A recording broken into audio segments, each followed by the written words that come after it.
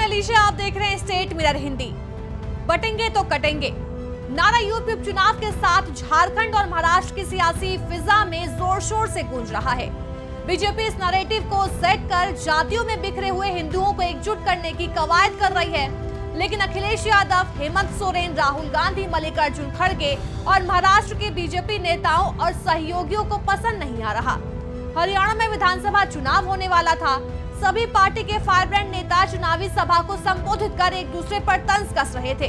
फिर एक दिन यूपी के सीएम योगी ने एक सभा में बांग्लादेश के संदर्भ में बटेंगे तो कटेंगे का नारा दिया। ये नारा हरियाणा चुनाव में बीजेपी के लिए हिट रहा। अब हरियाणा में सीएम सैनी की सरकार बन चुकी है, लेकिन ये नारा अभी भी चल रहा है। लेकिन महाराष्ट्र में अब बटेंगे तो कटेंगे वाले बयान से सहयोगी दलों ने किनारा करना शुरू कर दिया। अजीत पवार से लेकर पंकजा मुंडे तक अपनी नाराजगी जाहिर कर चुके हैं। अब इस बयान की चर्चा इतनी होने लगी है कि हर पार्टी बहती गंगा में हाथ धोने लगी है। बीजेपी के नेता हर भाषण में इस बात को कहते नजर आ रहे हैं। इस बयान के बाद यूपी में पोस्टर वॉर शुरू हो गया। समाजवादी पार्टी ने सत्ता के 27 न कटेंगे न बटेंगे से लेकर कई स्लोगन के साथ पोस्टर चिपकाए, तो वहीं बीजेपी ने भी 27 के खेवन हाथ जैसे पोस्टर्स लगा दिए। अब बटेंगे तो कटेंगे नारे के साथ अंग्रेजों की फूट डालो और राज करो की नीति को जोड़कर देखा जा रहा है। सपा अध्यक्ष अखिलेश यादव ने कहा कि बीजेपी सरकार जा रही है, इसलिए घबराकर ये नारा दे रही है। ये नारा इन्होंने अंग्रेजों से सीखा है। अंग्रेज तो चले गए, लेकिन उनके वचनवंशी और विचारवंशी अभी भी हमारे बीच में हैं। इस बयान के बाद अंग्रेजों का डिवाइड एंड रूल याद आ गया। क्या थी डिवाइड एंड रूल नीति?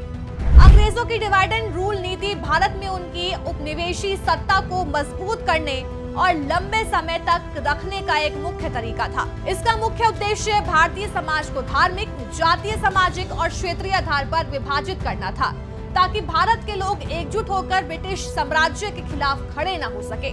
इसके माध्यम से अंग्रेजों ने भारत जैसे विशाल और विविध सांस्कृतिक देश को नियंत्रित किया।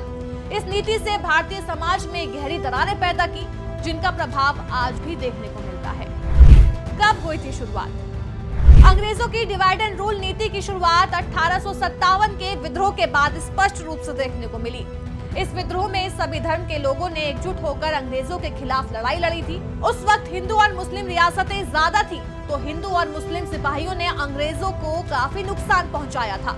इसके बाद अंग्रेजों ने महसूस किया कि अगर भारतीय समाज एकजुट रहा तो उनके लिए भारत पर शासन करना असंभव होगा। अब अंग्रेजों ने हिंदुओं और मुसलमानों के बीच दरार डालने के लिए नई नीतियां अपनाई। मुस्लिम समुदाय को यह विश्वास दिलाने की कोशिश की गई कि 1857 के विद्रोह में उनकी हार के लिए हिंदू जिम्मेदार है। अंग्रेजों ने भारतीय समाज की जातीय और धार्मिक विविधता का इस्तेमाल कर उनके बीच अविश्वास बढ़ाने की कोशिश की। उन्होंने राज्यों, रियासतों और क्षेत्रों के शासकों को आपस में भिड़ाने की कोशिश की। 1858 के बाद अंग्रेजों ने डिवाइड एंड रूल की रणनीति को व्यवस्थित तरीके से लागू करना शुरू कर दिया। बाद में चलकर ये दरार इतनी गहराती गई कि दोनों समुदाय अलग अलग बट गए और अपने हक की मांग करने लगे। विवाद बढ़ने के बाद लॉर्ड कर्जन ने 1905 में बंगाल के विभाजन किया। इसमें बंगाल को धार्मिक आधार पर दो हिस्सों में बांटा गया, पूर्वी बंगाल और पश्चिम बंगाल। इसने एक सांप्रदायिक तनाव को बढ़ावा दिया। उन्होंने भारतीय नेताओं और राजनीतिक संगठनों के बीच फूट डालने के प्रयास किए और बन गया पाकिस्तान। अंग्रेजों ने भारतीय समाज में लंबे समय तक सांप्रदायिकता और विभाजन का बीज बो दिया।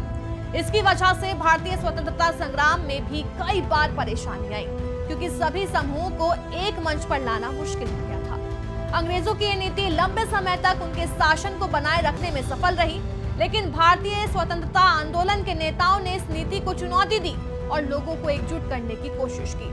हालांकि कुछ नेताओं और दलों ने नफरत की आग को सीने में जलाए रखा। आखिरकार 1947 में देश के दो टुकड़े हो गए। मुस्लिम लीग की मांग पर अगला देश पाकिस्तान है।